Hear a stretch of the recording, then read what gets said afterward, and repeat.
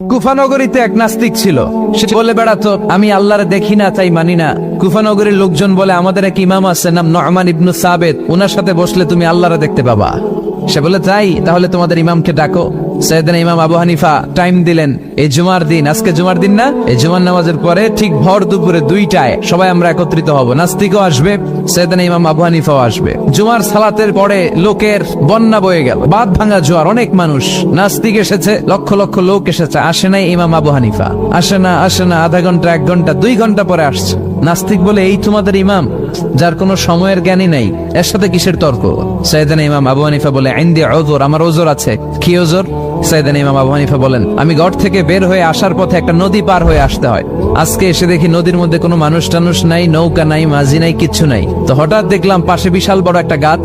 এই গাছটা এমনি এমনি 2 ভাগ হয়ে গেল। হঠাৎ গাছ থেকে এমনি এমনি লম্বা তক্তা হয়ে গেল, এমনি এমনি তক্তাগুলো জোড়া লেগে নৌকা হয়ে গেল। আর নৌকা আমার সামনে আসলো, মাঝি ছাড়া, লগি বৈঠা ছাড়া। আমি নৌকায় যে বসলাম, নৌকাটা আমার নিয়ে টান দিয়ে সাঁ করে ওপার নিয়ে গেল। তো এই যে এই কাজগুলোর প্রসেসিং গুলো হতে আমার 2 ঘন্টা সময় লেগেছে। নাস্তিক কয়, তবে ইমাম গাঞ্জা খাইছে, মাথার তার ছিঁড়া গেছে, নাহলে কোনো সুস্থ মানুষ এ কথা বলতে পারে? এমনি এমনি নাকি গাছ ভেঙে তক্তা হয়, এমনি এমনি নাকি তক্তা লেগে নৌকা হয়, এমনি এমনি নাকি মাঝি ছাড়া নৌকা চলে? সাইয়েদনা ইমাম আবু হানিফা বললেন, এই তো আপনি লাইনে চলে আসছেন।